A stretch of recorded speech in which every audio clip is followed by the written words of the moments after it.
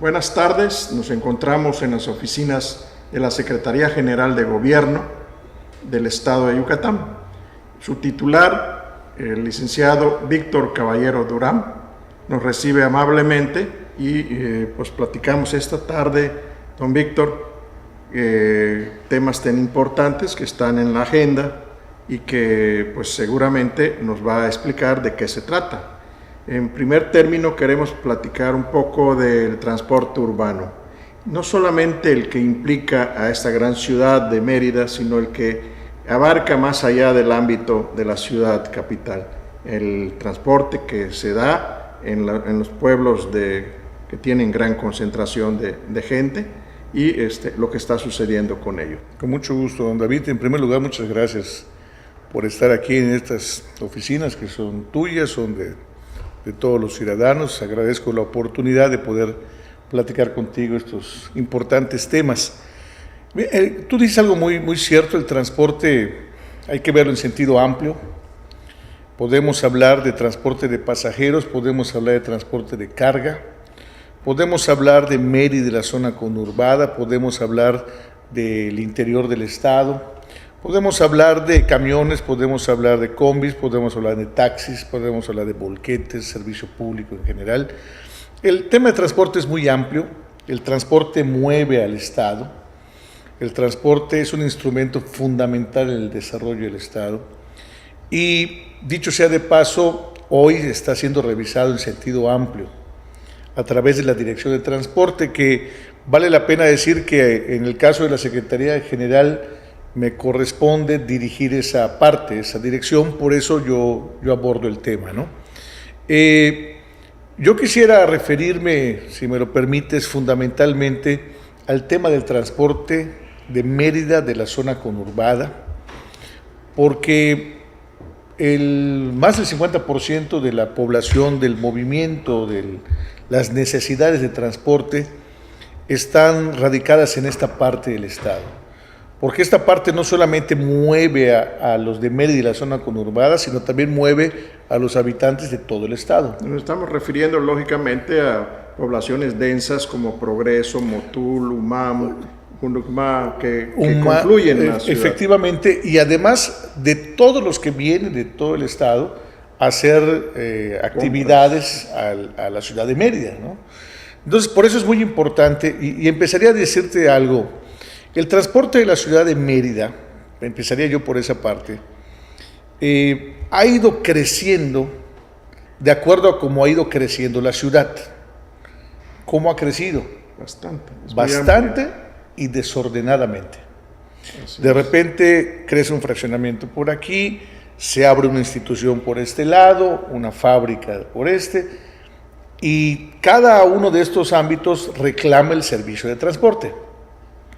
El transporte lo que hace es crecer para atender esa demanda también en forma desordenada, sin planificación. Eso hay que partir de un reconocimiento como tal. ¿Qué ha sucedido? Pues que una ruta que hoy llegaba hasta un punto, hasta hace 10 años, hoy ha crecido en forma exponencial porque ha tenido que entrar por diferentes partes de la ciudad. Y así podemos hablar de Mérida hacia Progreso, de Mérida hacia Umam, de Mérida hacia Cauquel, de Mérida hacia Motul, ha tenido el mismo crecimiento. Naturalmente eso hace que el servicio se alente. Yo pongo un ejemplo muy claro.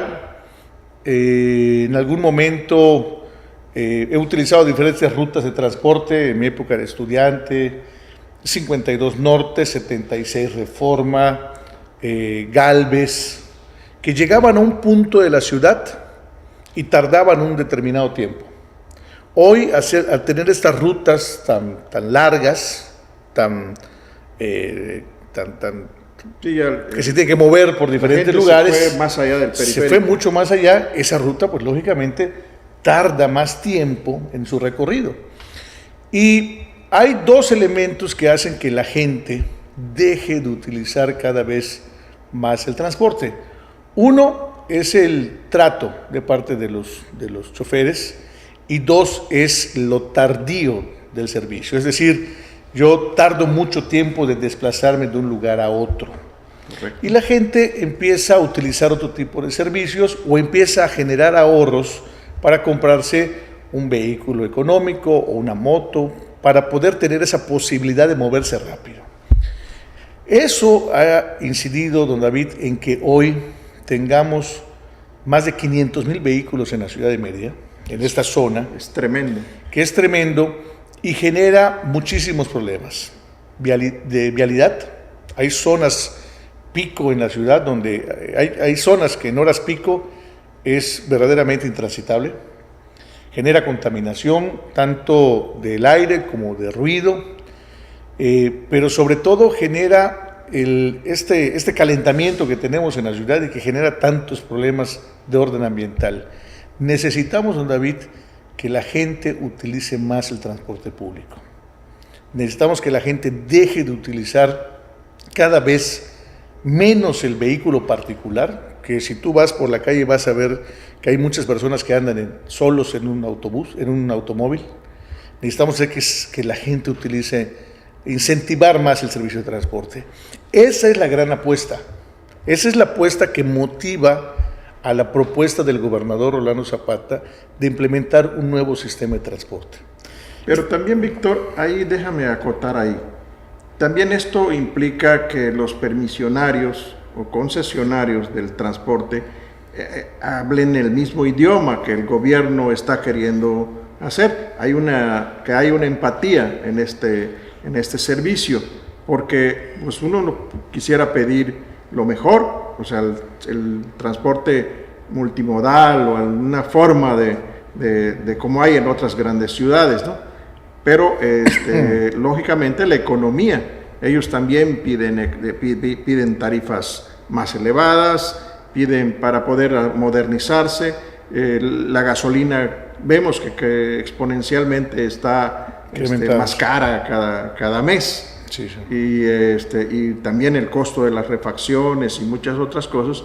No es justificar lo que ellos digan, porque también esto es un negocio, pero sí hablar el mismo idioma y cómo modernizar este transporte. Mira, eso es lo primero, qué bueno que lo señala, porque eso es lo primero que hemos intentado hacer, que estamos haciendo, poder tener con los concesionarios del ramo una comunicación fluida, permanente, fundamentalmente que podamos hablar el mismo idioma, como bien dice, que pensemos en lo mismo. Eso ha propiciado, don David, que desde el inicio de administración vengamos construyendo este proyecto. Hay muchas cosas que la gente especula, que la gente dice, y nosotros no hemos hecho más que difundir las acciones concretas que realizamos. No nos gusta especular, no nos gusta decir cosas hasta que no tengamos ya concreción. Y en ese sentido, pues nosotros hemos sido cautos. Lo cierto es que los concesionarios han estado participando con nosotros, han entendido el propósito, que al final del día también va a ser benéfico para ellos, eso es importante, la rentabilidad también va a ser mayor y pues lógicamente el servicio tiene que mejorar en ese sentido. Todos tenemos que hablar el mismo idioma, incluyendo usuarios. Y voy a poner un ejemplo, porque una de las cosas que se necesitan para que el transporte sea más fluido, no solo es que las rutas se rediseñen para que ya no tengan que hacer tantas vueltas, se rediseñen, a lo mejor en lugar de que tengamos una ruta, tengamos dos, a lo mejor ya que no se llame 76 Galvez o 52 Norte o Dolores Otero, sino que ya sea la ruta 1, la ruta 2, la ruta 3, que tenga un orden para que todo mundo pueda saber cómo trasladarse de un lugar a otro. También identificarlo posiblemente por colores de los vehículos. Por colores, hay muchas formas de identificar y que la gente tenga muy claro el sistema, cómo funciona. Pero también necesitamos, don David, que hayan vialidades, que tengan preferencia a las unidades y que los vehículos particulares no invadan esas preferencias preferentes. Necesitamos también implementar paraderos cada 200 o 300 metros para que el vehículo, los camiones estén parando cada esquina. Eso va a implicar que muchos que están acostumbrados a que el camión pase a la puerta de su casa y pidan parada, cambien. Van a tener que ir al paradero.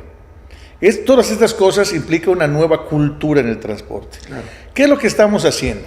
Evidentemente hay muchos estudios que se han realizado.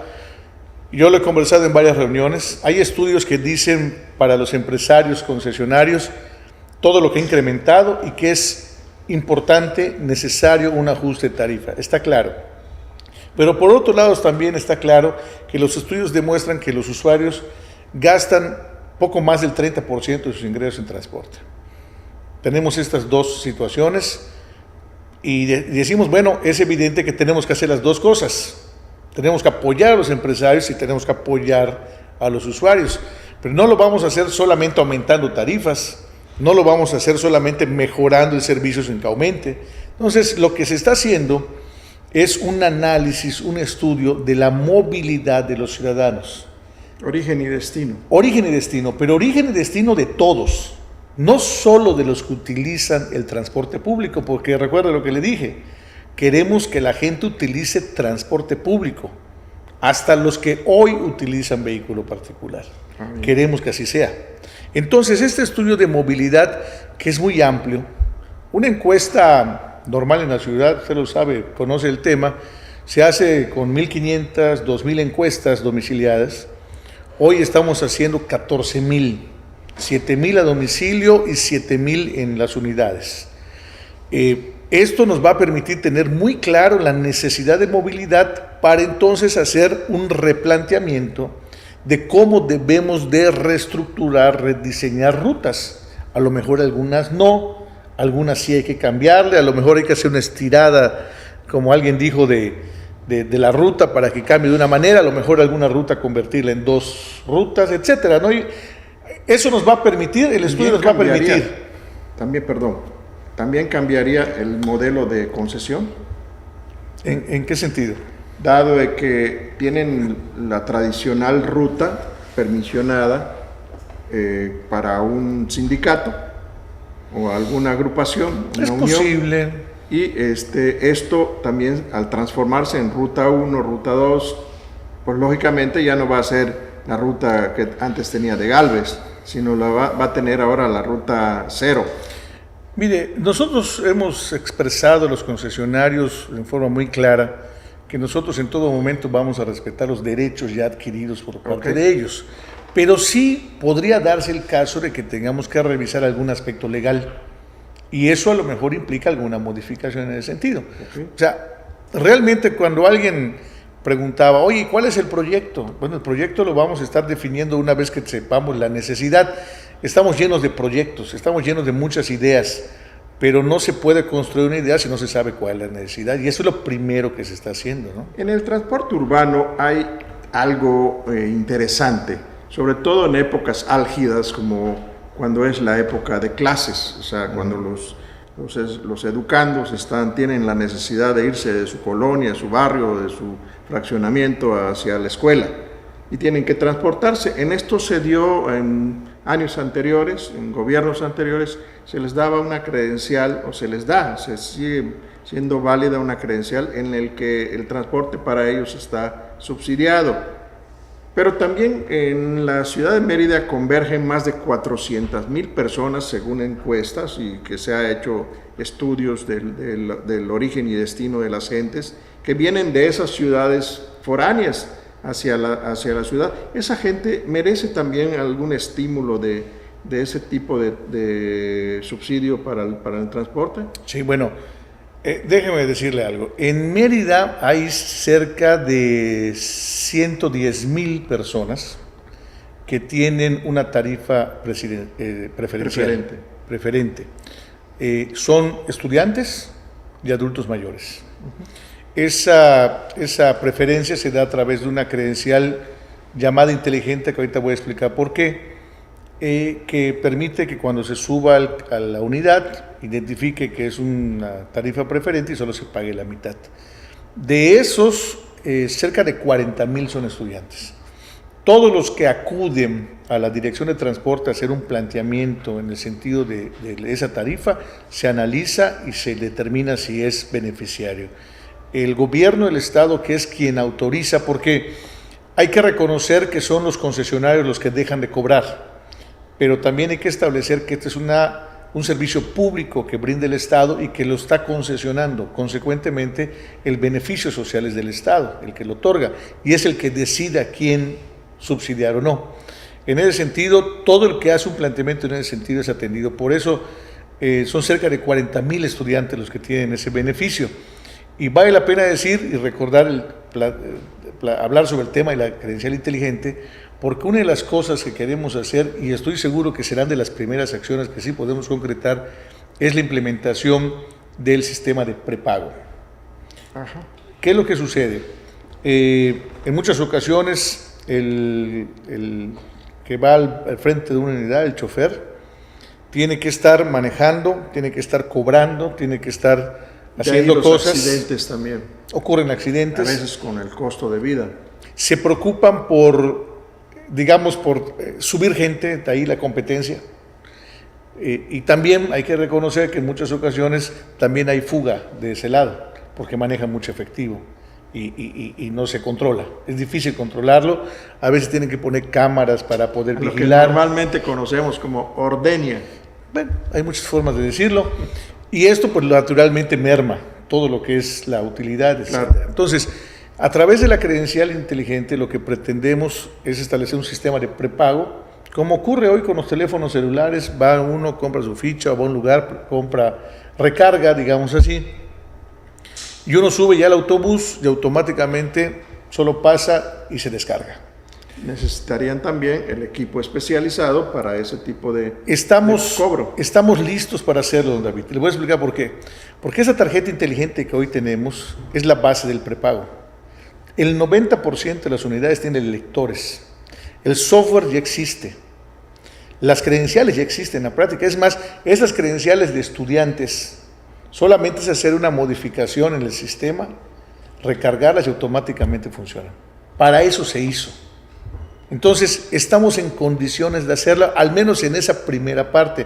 Ya se está trabajando en el tema. Y esto va a permitir que el chofer se dedique a manejar nada más. No realmente estarán protegidas, porque recuerde que hasta las tarjetas de crédito y de débito pueden ser clonadas. Como todo lo que es un sistema no humano puede sufrir una alteración, pero existen muchos candados tecnológicos para que eso no ocurra. Para evitar ese tipo de problemas. Hay muchas experiencias. Hay una cosa que es muy importante decir. Nosotros lo hemos señalado en muchas ocasiones, sobre todo a los concesionarios. No se trata de traer modelos, porque cuando empezamos a hablar del tema empiezan a hablar, es que en tal lugar, en Medellín funcionó muy bien, en Curitiba hay una cosa de éxito, aquí en San Luis Potosí, en Aguascalientes, sí, pueden ser casos exitosos, pero no podemos copiar un modelo y traerlo y aplicarlo, cosa que se ha intentado en otras ocasiones en forma errónea. Aquí se está construyendo un modelo propio, pero sí se pueden utilizar herramientas exitosas. El sistema de prepago es exitoso en muchos lugares del mundo. En México hay lugares donde ya se utiliza y nosotros lo podemos hacer. Entonces, el tema del transporte está pasando por un proceso en donde yo diría que nos estamos yendo al fondo. Y también hay que decir algo que es importante. Hoy tenemos una coyuntura en el tiempo fundamentalmente. La Presidencia de la República prácticamente entró junto con nosotros y también hay un compromiso presidencial para atender el transporte masivo en la ciudad de Mérida. Nos estamos alineando para construirlo juntos, porque también queremos acceder a fondos federales para poder renovar el 100% de las unidades, para que haya unidades nuevas. ¿El Metrobús del distrito? Es una posibilidad, pero nosotros lo estamos viendo en forma integral. Los que conocen la Ciudad de México saben que hay vialidades rápidas como en Insurgentes a través del Metrobús, que fluye muy rápido de un lugar a otro. Y es muy útil ese servicio. Aquí se ha planteado. Pero eso por sí mismo no resuelve el sistema de transporte, porque el sistema de transporte no está en las avenidas principales nada más.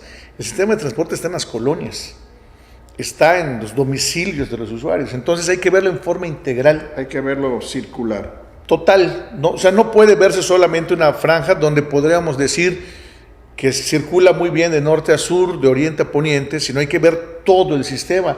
Así se está analizando, ¿no? Además hay otro punto. La dimensión de esos vehículos son muy más amplios y las de vialidades de velocidad más rápida, en donde tendría que respetarse el espacio que ellos transitan, y las calles reticulares de Mérida son más angostas que las de allá. Eso implicaría tener que ampliar calles, generar más obra. Entonces, por eso digo que el modelo que aquí hagamos va a ser modelo Yucatán, no va a ser modelo de otro lugar. Tropicalizarlo a Yucatán. Lo vamos a hacer yucateco, y lo más importante es que de verdad lo estamos construyendo juntos. Muchos ciudadanos, incluso gente de opinión, no logra entender del todo cómo es que con los concesionarios llevamos buenos acuerdos. Hay que reconocer que de octubre que ingresamos a este gobierno al día de hoy, no hemos tenido aumento de tarifas. Y ha sido producto del diálogo, del acuerdo, de explicarle a los concesionarios qué queremos hacer. Digamos que todos juntos podamos construir el proyecto, y creo que todos hemos podido entrar muy bien en ese tema, porque ha habido mucha seriedad, ha habido mucho profesionalismo, y la idea es construir algo muy, muy bueno. Y decía yo lo de la coyuntura, porque ahorita tenemos que hacerlo. Claro. Si pasa un poco más de tiempo, empiezan a haber otros factores de otro índole que nos van a limitar la participación. Por eso tenemos que hacerlo ahora, y por eso apurando el paso, ¿no? Pues qué bueno, y que esto es un tema que tendríamos que hablarlo mucho tiempo. Pero bueno, también tenemos en el orden del día lo de la reinserción social. Es una situación que se da y recae en esta Secretaría General acerca de los penales, o sea, los cerezos que se les conocía, y qué está sucediendo, sobre todo en el de Mérida, en el de Valladolid, en la población de Eptum y en la población de Tecash, que son los 3 sitios donde están recluidos estas gentes. ¿Son suficientes? ¿No hay problemas? ¿Son bombas de tiempo? ¿Qué es lo que sucede en los penales? Miren, David, en Yucatán hay 5 centros de reinserción. Los 3 que usted mencionó, pero además hay que sumarle el femenil, y hay que sumarle el de los adolescentes, el SEAMA. Los olvidaba. Porque son temas muy relevantes, porque son segmentos que se han especializado. La atención a jóvenes va en una vertiente especializada. Hay tanto juzgados como Ministerio Público, y por supuesto también centros de rehabilitación especializados. Mire, los centros de reinserción, en primer lugar, para responder directo a la pregunta, todavía no llegan a su tope en cuanto a capacidad. De hecho, el de Mérida, que es el mayor, está un poco por encima de los 2,000, pero tiene capacidad hasta para 2,500. No es un problema la cantidad de personas, la población. El que está más cercano a su tope es Tecash, pero todavía mantiene un buen nivel de control, y Valladolid y Eptum no tiene problemas de sobrepoblación. El SEAMA también tiene un nivel bajo de jóvenes, estamos hablando de cerca de 35, y en el caso de mujeres estamos ya en el proyecto de la habilitación. Has pasado por un proceso que va desde volver a revisar algunas cosas de la construcción que ameritan una rehabilitación, una readecuación, pero aquí entro en materia. El tema de reinserción está relacionado con un nuevo modelo que existe tanto a nivel nacional como a nivel local. De las oralidades. Tiene que ver con el sistema acusatorio, que en una de sus vertientes está la oralidad. Pero el sistema acusatorio parte de un principio, el principio de presunción de inocencia, que hasta que, como debe de ser, según nuestra Constitución, hasta que hay una sentencia, eres culpable. Y una vez que eres culpable, entonces ya dejas de estar en manos del Poder Judicial y pasas a manos del Poder Ejecutivo, en forma definitiva. Una vez que eso sucede, viene todo un proceso de ejecución de la sentencia. En Yucatán, desde el 2010, existen leyes que se han venido actualizando hasta el año pasado, existe una que es la Ley de Ejecución de Sanciones. La Ley de Ejecución de Sanciones establece que ya no es el Ejecutivo el que decide si una persona sale o no anticipado, como antes ocurría. Eso no lo tenía yo en cuenta. Bien, antes el Ejecutivo, a través de una dirección de reinserción, revisaba el caso y decidía quién sí y quién no, y en diciembre había un acto donde se liberaba. Se liberaba. Bien, la ley permite que la liberación sea permanente. Esa liberación se da a partir de un estudio que la Dirección de Reinserción Social, que depende de la Secretaría de Gobierno, haga respecto de los casos de las personas que están presas.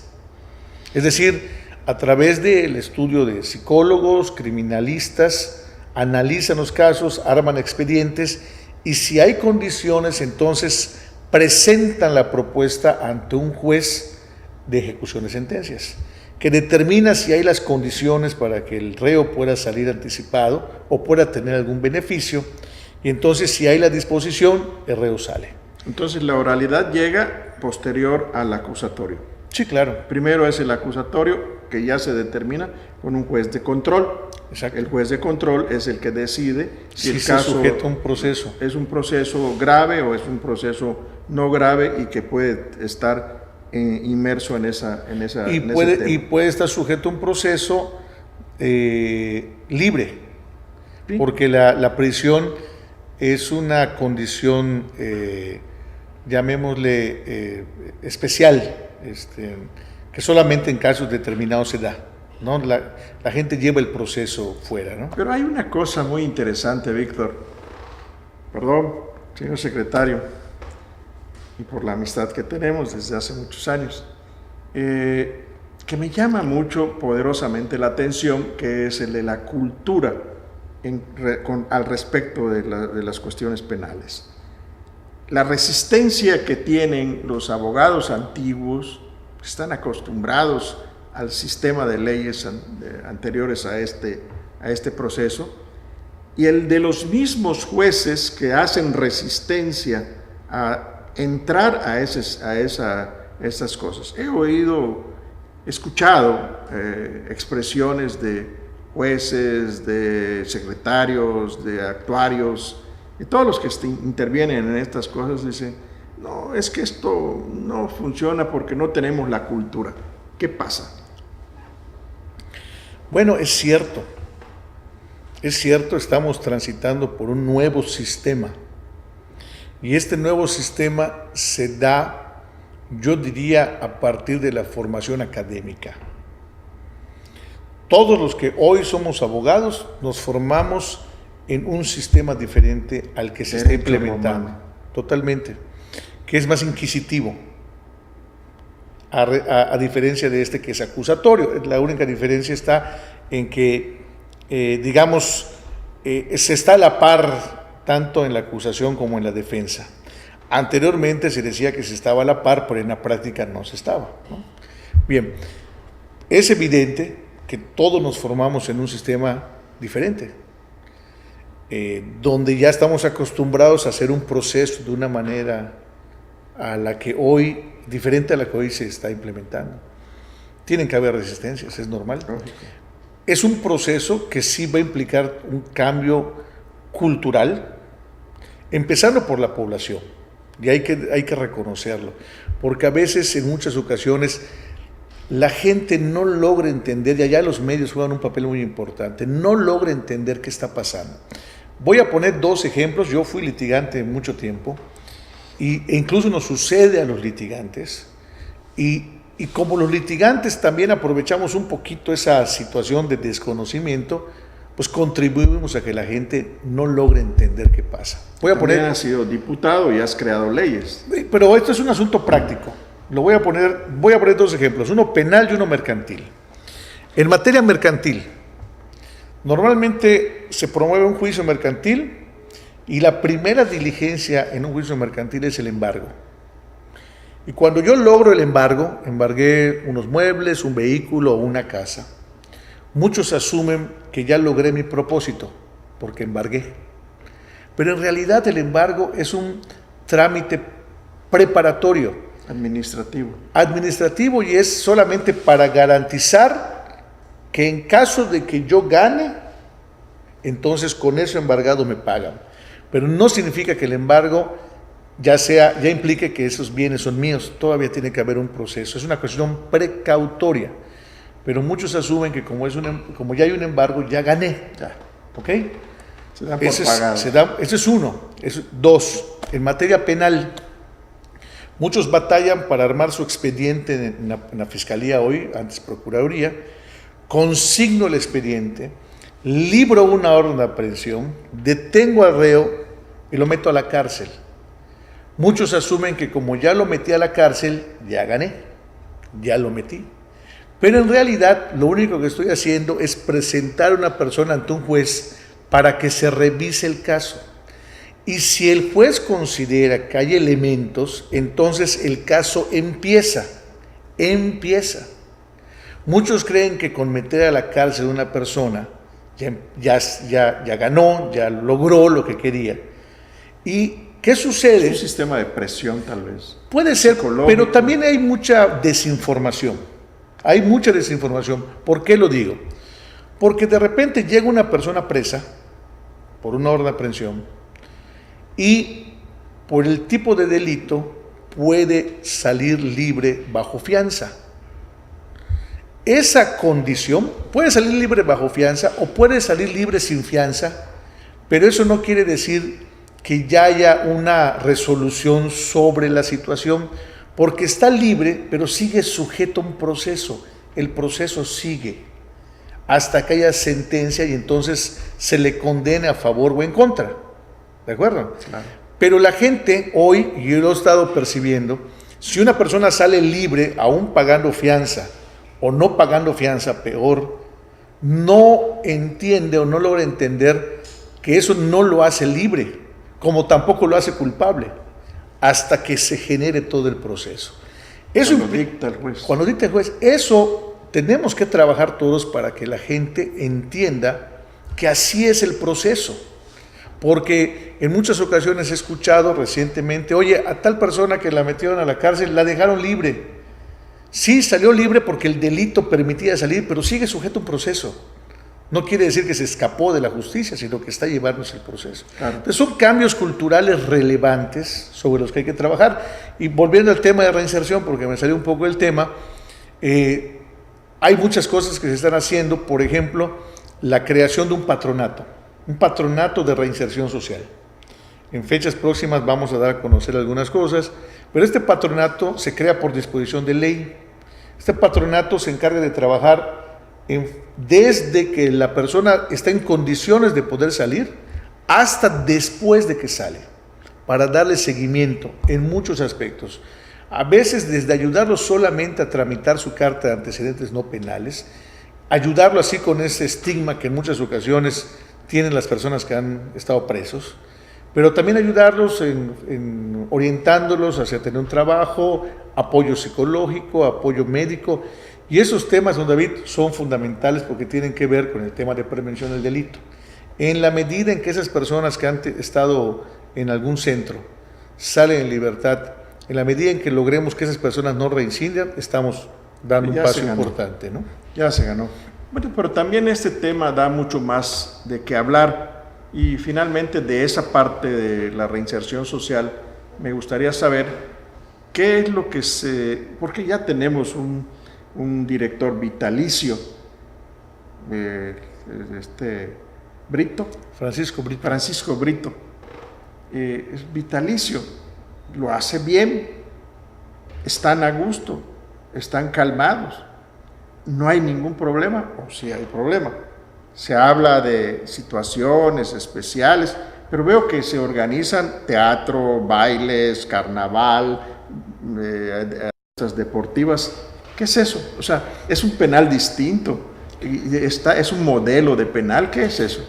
Es un penal es un director de un penal, primero que le gusta mucho esa actividad, hay que decirlo, porque no es sencillo estar al frente a nivel nacional, mundial, es una bomba de tiempo cualquier penal. Cualquiera. Hay que entender que en un centro de esta naturaleza, la gente que está allá está porque cometió algún ilícito o presuntamente lo cometió. Es decir, no es una condición normal. No son damas de la caridad. De entrada eso genera pues una condición muy especial. Pero todos dicen allá, yo soy inocente. Bueno, eso es lo que pero al final del día lo importante es el proceso jurídico que determina que están allá presos. El profesor Brito pues ha tenido el talento para poderlo conducir, lo ha hecho con éxito, hay que decirlo, y por eso hoy sigue siendo director, porque mientras siga siendo exitoso no habría por qué hacer alguna modificación. Es un cargo que muy pocos quieren, ¿no? No es un cargo que fácilmente alguien acepte un reto de esa naturaleza, pero además déjame decirte algo. Hace poco más de un mes y medio creo, el ejército mexicano solicitó revisiones de centros de reinserción. Ya se hicieron la revisión a los 3 estatales, con la participación del ejército, Policía Federal, PGR, Policía Estatal. Una acción coordinada. Después de 7 años que no se hacía una revisión, se hizo. De forma sorpresiva, a las 5 de la mañana se hicieron las revisiones. Y pues sí se encontró lo que podríamos entender como armas blancas, se encontraron cosas prohibidas, como cigarros, como teléfonos celulares en algunos casos. Incluso encontraron algunas dotaciones de marihuana, pero en forma que no es relevante. Y no es relevante no porque no sea importante que estén, sino por las cantidades se pudo haber introducido de muchas maneras. Es decir, no hubo una acción relevante que ameritara alguna observación. Y eso, pues, indica que se está haciendo bien. No, como en todo proceso humano pueden haber errores, pueden haber fallas, pero pues con una constante comunicación, evaluación, seguimiento, coordinación, pues se evitan la mayor cantidad. Bueno, ¿no? Qué bueno, y eso habla muy bien de una entidad que mantiene en calma un sitio tan problemático como este. ¿Qué puede ser? De nuestra parte, en el tercer tema, señor secretario, está algo que pues se avecina, son cosas que lo padecemos en muchas ocasiones y afortunadamente hace muchos años no nos da. Lo de la protección civil, la época de los huracanes. ¿Cómo está el gobierno del Estado y las demás instancias que en esto intervienen? Esa coordinación, qué es lo que se está haciendo, cómo se preparan los albergues, las dotaciones que pudieran tener, la situación de la energía, el agua, todo lo vital en una contingencia de ese tipo. Bueno, en primer lugar, déjeme decirle algo. Para el gobierno del Estado, protección civil es un concepto muy amplio. Protección civil tiene que ver con todo lo que indica el nombre, proteger a la sociedad civil, a la ciudadanía. Y en ese sentido hay muchos rubros sobre los cuales se trabaja. Voy a poner algunos ejemplos. Revisión de espacios donde asisten cantidades importantes de gente, espacios públicos. Las corridas de toros. Espectáculos, uno de ellos, pero estoy hablando también de edificios públicos y privados, por ejemplo, industrias. Protección Civil hace revisión de las plantas, por supuesto espectáculos, como he señalado, edificios públicos, guarderías, escuelas. Es un trabajo preventivo que en forma permanente hace Protección Civil. ¿Cuánta gente hacemos todo eso?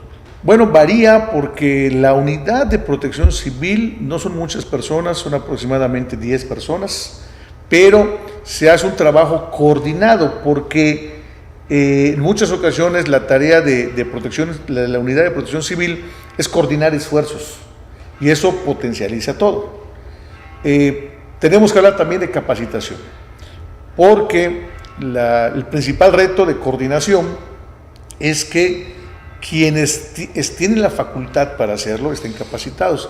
Y en este caso, quienes tienen la capacidad para visitar, para inspeccionar centros de trabajo, espectáculos, son las unidades de protección civil municipales. En ese sentido, hay una intensa capacitación, intensa actualización de todos los responsables. Y un tercer rubro es lo que tiene que ver con lo que usted señala, las contingencias. podemos hablar de dos tipos de contingencias o dos ejemplos. Por ejemplo, siniestros como pueden ser incendios. Hoy, a lo mejor, son de esas cosas que no trascienden a menos que pase algo más grave. Con esta temporada de calor que estamos viviendo, es muy sencillo de entender lo grave que puede representar un incendio. ¿Cuántas veces en Yucatán hemos tenido incendios grandes, problemáticos de verdad? Gracias a un gran esfuerzo de coordinación, a mucho trabajo de capacitación con los brigadistas, a mucha coordinación con CONAFOR, que es la que tiene esa tarea a nivel federal, se ha podido atender en forma eficiente el tema de los incendios. Qué bueno. Ese es un tema. No tenemos incendios activos, no tuvimos o no hemos tenido hasta el día de hoy incendios activos, se han podido atender en forma inmediata. Contingencias que tienen que ver, por ejemplo, con enfermedades, intoxicaciones. Recuerda usted que hace un par de meses hubo un caso especial en el municipio de Becanchem, una fábrica de muchos trabajadores consumieron al parecer productos contaminados. Inmediatamente Protección Civil entró en funciones con el municipal coordinando esfuerzos y se atendió en forma inmediata. Y como este caso puedo hablar de muchos que a veces no trascienden, pero que se atienden puntualmente, alguna turbonada, alguna localidad, inundación, por ejemplo, como han ocurrido en algunas localidades, en Quinchil, en la costa, etcétera. Es un trabajo permanente de Protección Civil. Y el tema huracanes, que empieza la temporada ya el 1 de junio, pues implica que pongamos en funcionamiento cerca de 30 albergues oficiales en el estado, los cuales han sido revisados, están preparados para una eventual contingencia. Ya incluso se ha trabajado muy fuertemente para adquirir lo que es un aseguramiento en forma institucional que exigen las reglas del FONDEM para poder proteger tanto bienes públicos como privados según el caso. Estamos hablando de carreteras, de alumbrado, de escuelas, que nos permite que en caso de que ocurra alguna contingencia así, el Estado tenga garantizado el poder rehabilitarlos en forma inmediata. Le comento, mañana precisamente vamos a sesionar el Consejo Estatal de Protección Civil, que es una tarea permanente. Sesionamos allá todos los que están involucrados en el tema de protección civil, tanto estatales como la propia unidad, la Secretaría de Seguridad Pública, Desarrollo Social, SEDUMA, DIF, etcétera, federales como CONAGUA, SCT, y organismos, digamos, particulares como la Cruz Roja, Coparmex, Canacintra, etcétera. ¿No? Mañana sesionamos para revisar lo que ya hemos hecho y vamos a convocar para que el 31 de mayo se instale ya el Comité de Prevención de Huracanes, que es la etapa previa en la que le damos seguimiento puntual al eventual expectativa de que este año pudiera darse una cantidad importante de huracanes tropicales. También se cuenta con el plan de N3 del Ejército, la misma institución de la Cruz Roja a nivel nacional y los fondos públicos como el FONDEM, pero también las dependencias que inciden en el abasto. Recuerde que muchas veces hay cortes de carreteras, no solamente acá, sino en otros lados, ¿no? El abasto, nosotros dependemos muchísimo de la forma comercial del centro y todo esto también implica estar protegidos en ese aspecto, tener el aparato necesario para poder... Fíjese, por ejemplo, hace un par de semanas hubo una reunión específicamente para hablar del tema de abasto en materia de contingencia de huracanes. Se hizo en coordinación con la Secretaría de Economía y con las empresas del ramo para acordar tareas, actividades en caso de que hubiera una contingencia. Es decir, el tema de protección, David, es un tema eminentemente preventivo. La clave de la protección es prevenir. Si no sucedió nada, no pasa nada, pero estar preparados, eso es lo más importante. Como les ha sucedido a Quintana Roo cuando entran los huracanes y como le ha sucedido, casi siempre nos rozan. Nosotros cuando entramos en esta administración tuvimos un caso de un huracán que se acercó e inmediatamente Protección Civil sesionó. Por fortuna se desvió y no pasó a más, pero ha sido un tema permanente el tema de Protección Civil, ¿no? Qué bueno, pues muchas gracias por su amable recepción hacia Opinión Peninsular. Ahora estamos a nivel de Yucatán, Campeche y Quintana Roo en difusión a través de televisión por internet. Opinión Peninsular, esto es parte de una organización que también tenemos y llega hasta allá a nuestros usuarios. Y también tendremos otros temas más adelante que inciden sobre la Secretaría de Gobierno y que podemos hablar de el registro civil, podemos hablar de las cuestiones agrarias. Prevención social del delito, asuntos agrarios, asuntos religiosos. Asuntos religiosos. Ahí hay temas muy importantes que podemos ir escudriñando, las sectas y otras cosas. Muchas gracias, don Víctor. Gracias, don David. Aquí estamos. Muchas gracias por la sus oportunidad. Órdenes. Igualmente. Sabe que Opinión siempre ha sido de usted y para nuestro público. Muchas gracias. Gracias.